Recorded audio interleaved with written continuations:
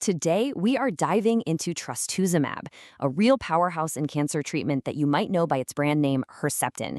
This drug was an absolute game changer for certain kinds of cancer, and in the next few minutes, we're going to break down exactly how it works, who it's for, and the really important things you need to know about it. So here's our game plan. We'll start with the drug-specific target, then we'll get into how this whole targeted therapy thing works, where it's used, and, super important, the major risks involved. And we'll wrap up with how to best navigate your treatment. So let's jump right in with the problem Trastuzumab was built to solve. All right, first up, the target. See, Trastuzumab isn't a one-size-fits-all drug. It's a specialized weapon, and it's designed for tumors that are something called HER2 positive. And that's the key question, right? If you or someone you care about gets this diagnosis, understanding what HER2 positive means is really step one. So let's break it down. Okay, think of the HER2 protein like a gas pedal for cell growth. In a normal, healthy cell, your body uses it when it needs to. But in HER2 positive cancer, that gas pedal is just stuck to the floor. The cancer cell is covered in way too many of these proteins, and they're all screaming, grow, divide, 24/7. This constant on signal is what makes the cancer so aggressive. And that leads to an absolutely critical point. Before anyone even thinks about starting this treatment, the tumor has to be tested for its HER2 status. This isn't a guess, it's a specific lab test. Because if the cancer isn't HER2 positive, Trastuzumab has nothing to aim for, and the treatment just isn't going to work. So that brings us to the solution. If an overdose of HER2 is the problem, Trastuzumab is the very specific answer. And this, right here, is the whole idea behind a targeted therapy. To really get how cool this is, it helps to compare it to traditional chemo. You know, chemo is kind of like carpet bombing. It goes after all fast-dividing cells, whether they're cancer or not. That's why it hits your hair and your stomach lining. But Trastuzumab, it's like a guided missile. It's what we call a monoclonal antibody.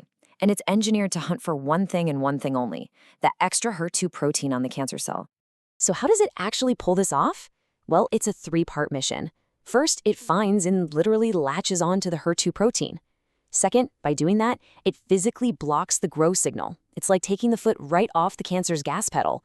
And third, it does something else really smart. It acts like a little red flag, alerting your body's own immune system to come in and destroy the cancer cell.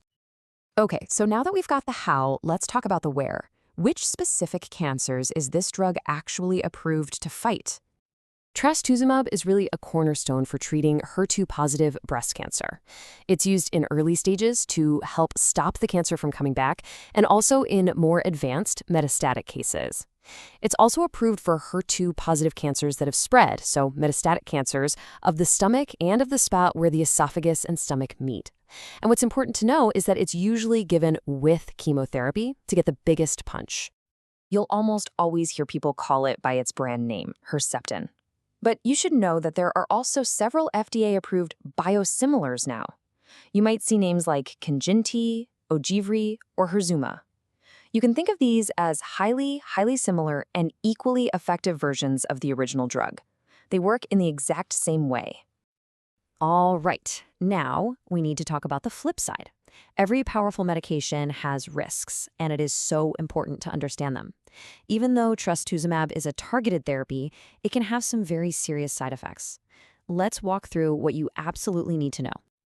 For drugs that carry the most serious, potentially life-threatening risks, the FDA issues its highest level of caution.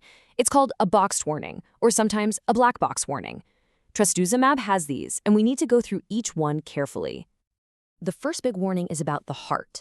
Trastuzumab can weaken the heart muscle, a condition called cardiomyopathy, which can sometimes lead to heart failure. Now, this risk goes way up when it's given with a certain type of chemo called anthracyclines. Because of this, your heart function, specifically something called the LVEF, which is just a measure of how well your heart is pumping, is monitored very closely with scans before you start, all throughout treatment, and even for a while after you're done. Okay, the second warning has to do with infusion reactions. This means serious and, in rare cases, even fatal reactions can happen while the drug is going in or within 24 hours after. The symptoms can be things like fever and chills, or more serious stuff like shortness of breath or a sudden drop in blood pressure. This is precisely why you are watched like a hawk during every single infusion. The third warning is about pregnancy, and this one is absolutely critical. Getting this drug while pregnant can cause severe harm or even death to an unborn baby. It can lead to dangerously low levels of amniotic fluid. For this reason, using effective birth control is an absolute must during treatment. And listen to this, for a full 7 months after the very last dose. That waiting period is so important to make sure the drug is completely out of your system.